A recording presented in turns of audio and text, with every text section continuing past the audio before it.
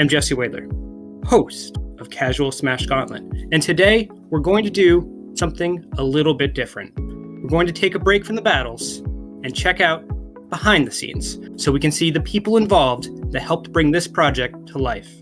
And so today, prior to the finale, we're going to interview the musical composer, the legend, Nathan Sharples, who is a new age composer for all sorts of media and is also a CSG affiliate. Nathan Sharples, welcome to the Casual Smash Gauntlet podcast. How are you doing today? I'm doing good. Thank you for the awesome intro. No worries. So, hey, for all those out there who don't know, you've been an affiliate with the channel. You've made the main theme. It used to appear in the beginning of the videos. Now we're trying to find a new home for it. And then you've also done now the newer battle stats music. And I think that both those pieces have come out really well. We've got a lot of praise to them. But what got you into Casual Smash Gauntlet? What brought you here today? So, as you know, we worked together and I had no idea you were doing this and you had no idea I was a music composer. So it all kind of worked out. But yeah, I make music for video games, as we will talk about soon. So it was kind of like the perfect fit, me and you. So yeah, that's how it came to be. And so random encounter at work. We're like, oh, hey, I'm working on this project. You're working on that. And we definitely melded there. But I mean, there's obviously a legacy that led up to that moment for yourself, because you don't get as good as you are without some type of historical build up to it. So what got you into music and what you do? Sure. So I began music. I don't even actually know the number, but I was about 10 years old. So if I do the math, about 16 years ago. Wow. So I started playing the video game Rock Band, and I wanted to be the drummer. I told my family I have to be the drummer.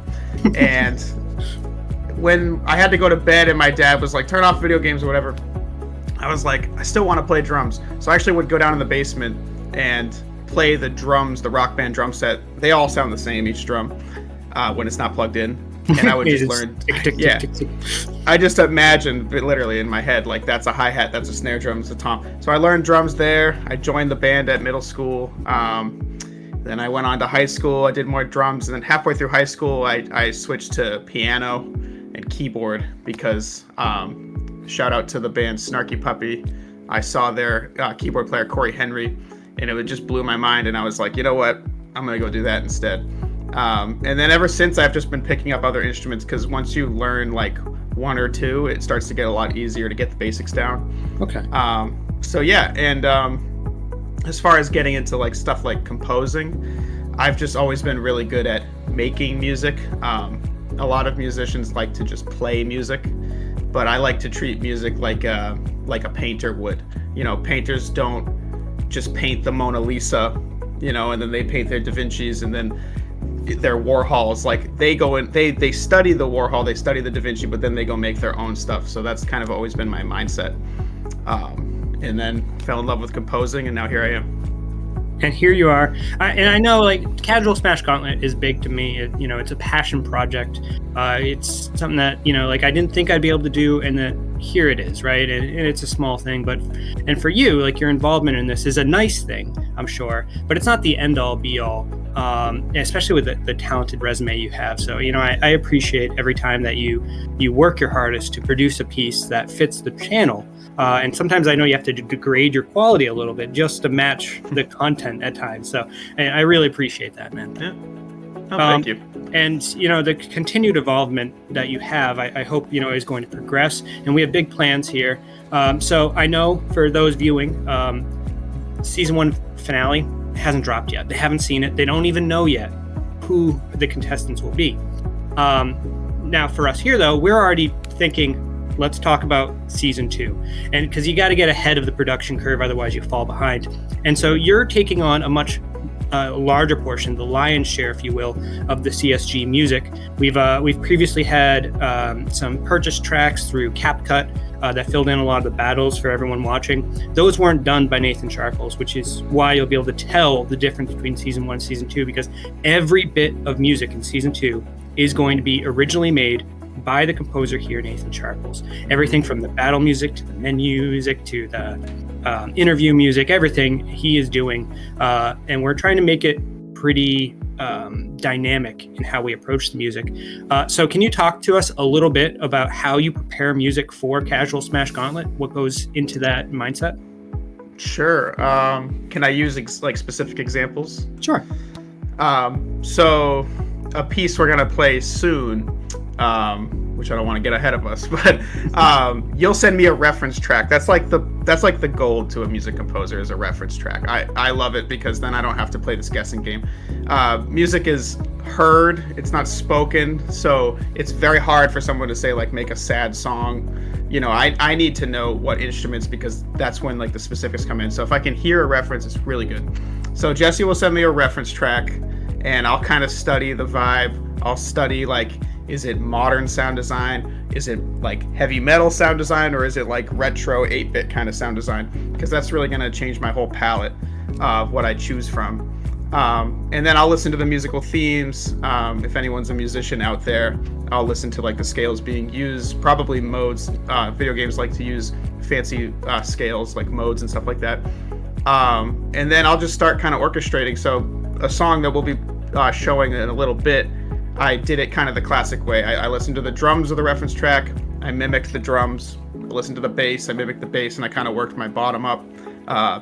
Start with your percussion, then your bass line, and then last I went to the melody with the synth lead. All starts with the reference. And so when you pull these or get these references from me, right? What advice do you have for other budding musicians out there for what is the best way for them to extract the essence of a piece without crossing into the copyright territory? That's a good point. I would say don't listen to your first idea. It happens to me sometimes when I make music. And when I say first idea, I mean like right after you listen to the piece. Because right after you listen to the piece, you're kind of still playing the song in your head. So kind of give it a second and be like, all right, what elements in that track can I take from, and then which one should I change? That's really where it comes into play. Purposefully veering away. If you're taking a hike, I'm going to purposefully go left here because it's going to sound good if I go straight, but I have to go left because it's just going to be too close to the piece. That's a good question. Also experience, like I teach piano lessons, so I have little kids come in all the time. We have a 30-minute lesson, and I'll have a lesson plan ready, and then they'll have 100 different ideas. So I'll have to end up doing like 3 different lessons on the spot. And if they want to learn how to play Baby Shark, like I need to be able to listen to that song, transcribe it immediately, and play it, and teach them right away. So like that experience, like getting really good at your instrument before you start composing, is really, really helpful. And that's awesome. And so, and for the Smash audience out there, when you watch professionals play the game, or you watch someone play at a high level, and you have to emulate the controls that they're inputting, you start to realize visually, hey, okay, so he's doing a down A get up, or when he's going for an up B, he's actually holding drift out on his analog stick, and you can tell those things. And so it really marries over into everything else that we do. So for Nathan here, it is straight up auditory, and he's just able to pick apart what he's hearing to reproduce, much the same way that a Smash Gauntlet character or player like myself has to do when observing characters and how we really improve ourselves. And so with that though, so Casual Smash Gauntlet, as we're about to reveal, is going to have all its own music.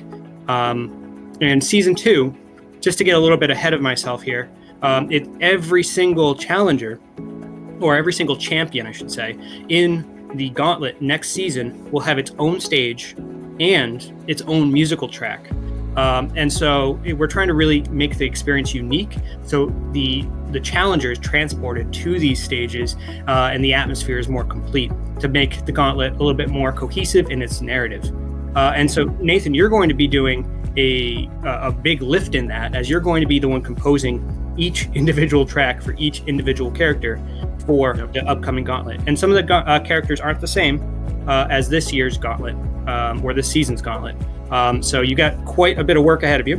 And I heard that you have one track in its draft phase for us today. That's correct. Yes. So you mind if I go ahead and play that here? Let's hear it. All right. So This is the Donkey Kong stage track right here.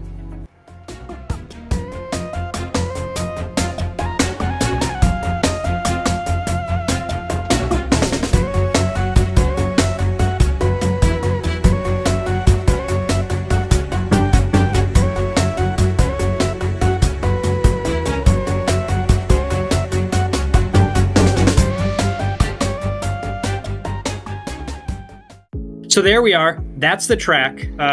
Nathan, talk to me. How'd you come up with that? What was the inspiration? The inspiration was Donkey Kong. No, yeah, that one was wicked fun. It was really good. I never get to do songs like this ever, so it was fun to do it. But yeah, I'll break it down similar to what I was talking about earlier. The first thing I noticed with that track, Baja Battlefield.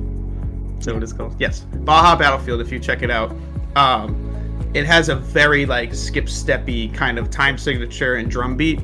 It kind of makes you feel like you want to fall over. So I tried to incorporate that a little bit with like off beats and syncopation in the percussion. It had a really percussive bass line too, with a heavy eighth note pulse. So I tried to incorporate that into mine. And then it had synth strings with like chords. And when I incorporated that in, I didn't want to like rip off the song too much, so I stopped listening to the track, and I was like, I told myself, if any musicians are out there, I'm just going to use fifths and fourths in the right hand and bass line with my left hand, and then whatever kind of happens, I'll stick in the Phrygian mode, if anyone knows what that is, and then whatever happens. So I liked it. And then the song kind of keeps stepping up and up by a half step in music, so it's kind of like raising the tension, similar to the Donkey Kong track, which does a similar thing. And I wanted it to be loopable, but I didn't want it to be boring. So it's a minute and 30-second loop. It's all very similar, but it's still a minute and 30 seconds of original music before you start hearing the same stuff again, which is nice. Yeah, I think that wraps up most of it. And the great thing about this musical piece is that not only is it loopable, which is great for gameplay, but it's immersive in its own way, and it doesn't detract from the gameplay, because the gameplay, you have your own pace. Every battle, every moment, you're actually generating your own rhythm as a player against the other one. You're trying to find a cohesive rhythm between the two of you and seeing which player overtakes that rhythm, really. And so the track isn't going to take away from that. It supplements any type of rhythm that the players generate in the gauntlet. So it's really just going to be a nice supplemental addition that is going to create that immersive environment, making the gauntlet feel like a narrative streamline rather than a segmented piece. So beautiful stuff. I really appreciate the track. The fact that he did this in a short time too. It was like 72 hours from like requests to receiving it, which is unbelievable. So I appreciate that there. It just goes to show how lucky this channel is to have a composer like you. Yep, it was a lot of fun. There's gonna be edits to that track too, so if you're watching in season 2, it's gonna be better. Well, it's in draft form, as is CSG. I mean, season 1 is draft form of CSG, so season 2, I hope you all look forward to seeing that. And I also want to say that you have things coming up as well. I know you have some future projects beyond CSG that you're working on. Would you mind go ahead and talk about those? Sure. So on the personal side, I've been releasing some tracks to Spotify. So if you want to check out my Spotify, it's just Nathan Sharples. Crashing Down is a really big track that seemed to take off. My most recent release was Reversion, which is more of like a slow-paced, orchestral, maybe a little Scandinavian inspired. As far as the video game world, I have Glasshouse, which is a CRPG. You can wishlist it on Steam right now. It takes place in like a post-apocalyptic world, like offshoot of London. Everybody on the game dev team besides me is Italian. so yeah, it's been a really fun project. Really looking forward to it. That's awesome. So I mean, that's such a diverse range of things that you work on. How do you find yourself spreading so thin and yet able to create something unique and identifiable to your own taste? That's a good point. I honestly, one project I didn't mention yet is I do work a lot on reality TV shows. I make a lot of like temp tracks for them, and my gut as a musician or a composer was not to do that job because people will say it's like soulless or like, whatever, you're selling out, whatever it is. But I've actually loved it because I get to make corny, fun music and I get to learn a lot about production. So then now when I'm going to make my own personal stuff, I can easily like find the sounds I need, and I already know the mixing techniques and stuff because I have to make like 1 or 2 tracks a week for these people. Sure. So yeah, I do feel spread thin, but the love of music carries me through it. So like, even though I might work 40 hours a week at my regular job, and then I come home and then I work 20 hours a week on music, it doesn't really feel like work most of the time. So I make it work, and it's very rewarding when you're finally at the end of a big project. It's extremely rewarding to just publish it and hopefully get good feedback from people. Well, I think you do wonderful stuff. And I think in the comment section, if you have any questions specific for him, whether it be about how he comes up with the inspiration of the music, how he actually technically produces the music, or how he, is a musician and his backstory, please feel free to go ahead and leave a comment down below. And I'm sure he'll go ahead and address those questions there. But you're also a Smash player. And I know I'm springing this on you. So let me just ask you this. Are we going to see you ever attempting the gauntlet? That's a great... I knew you were going to spring that on me. So I'll say this. If this video... What are you averaging right now? Can I say if this video gets 100 likes, I'll do it? Oh, wow. That's a little more than usual. All right, let's do 50 likes. If this video gets 50 likes, I'll have to borrow a friend's Switch or something. But I will be there. I will do the gauntlet. All right. Well, we hope to have you there.